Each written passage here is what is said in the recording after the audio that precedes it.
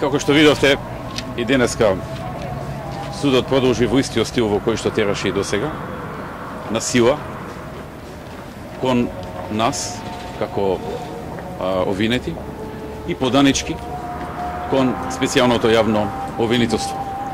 Додека на нив во секој момент кога ќе побара збор им даваше збор, на мене лично речиси целата расправа не ми даде збор.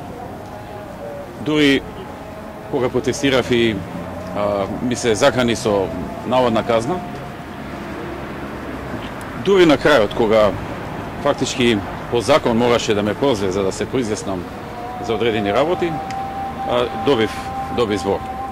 Значи, јас во моето изворање кажав една работа која што на некој начин беше реплицирање на обвинителот, дека чувството што го имаме во ова судење е дека она народната приказна кадија те тужи, кадија те суди.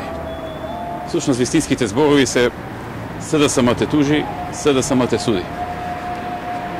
И тоа е чувството што го носиме од ова судење.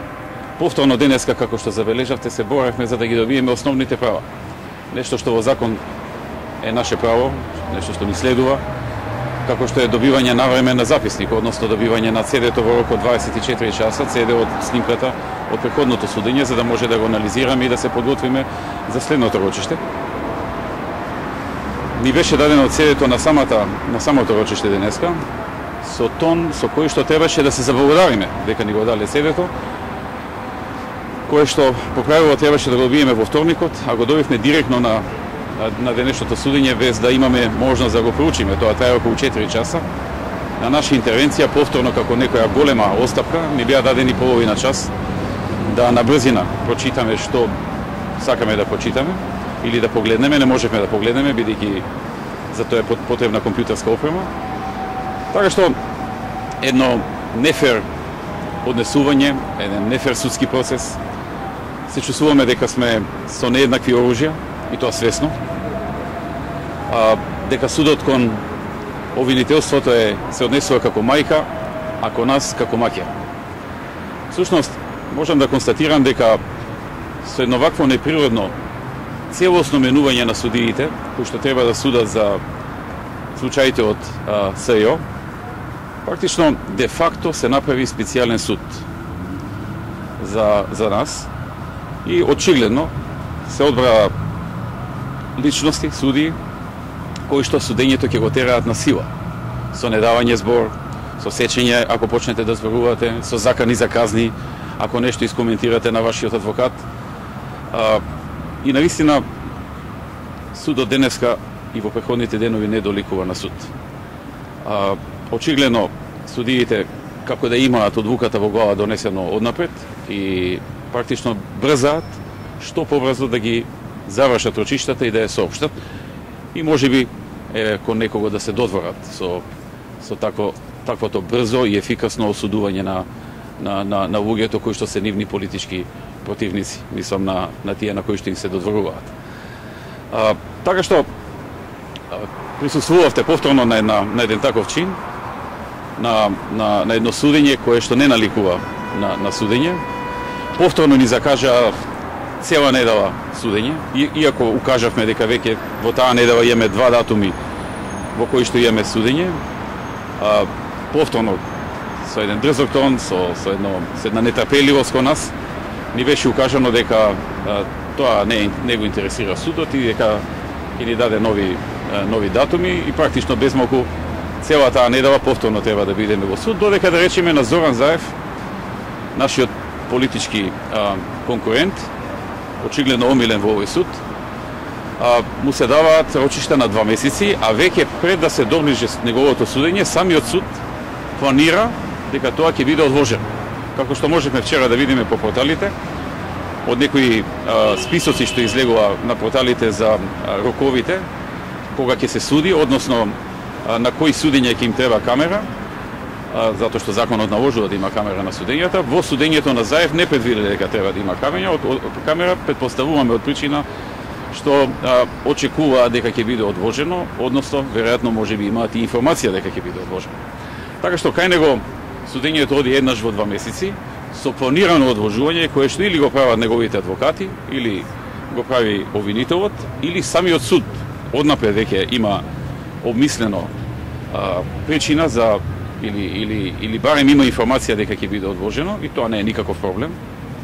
Додека за опозицијата, за нас што сме од опозицијата, се закажуваат секој ден, секоја недела, континуирано со еден пресинг во кој што не ни се дава ни доволно време да се подготвиме од ден на ден за рочиштата, станува збор за различни предмети и очигледно се сака во оваа држава со политичките противници да се справуваат на еден ваков недемократски начин, преку судовите, преку притисок, кон пратеници, кон луѓе што се политички противници на СДСМ, само со цел да на некој начин, на тој начин, се наруши репутацијата на опозицијата и СДСМ што подолго да владе, а ние да одиме по судови, да се правдаме, да се докажуваме, да објаснуваме за нешто дека не сме виновни, кога однапред е јасно дека не сме виновни, кога и читајќи го обвинението не можеме да разбереме зашто сме обвинети.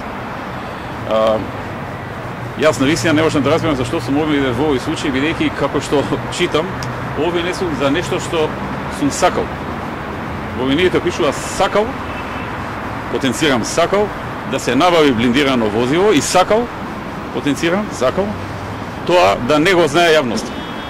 Јас навистина не сум чул да некој за сакање нешто биде обвинуван, а уште помалку на суд да се носат политички лица заради тоа што се повозеле, односно ги возеле во блиндиран автомобил во време кога извршувале функции или кога доаѓале високи гости, високи делегации, генерални секретари на Обединетите нации, комесари на Европската унија и така натаму, и со тоа возило биле превезувани додека престојуваат во Република Македонија. И сега за сето тоа има едно судење, а паралелно се одвива една кампања на СДСМ во кое што сака да постигнат одредени политички поени и знаејќи дека во државата нема друго такво возило, кое што не е постаро од 20 години, ќе го продаваат, па ќе го продаваат ефтино, па да изгледа на граѓаните дека тоа чини многу ефтино, дека државата многу изгубила со тоа. Тоа е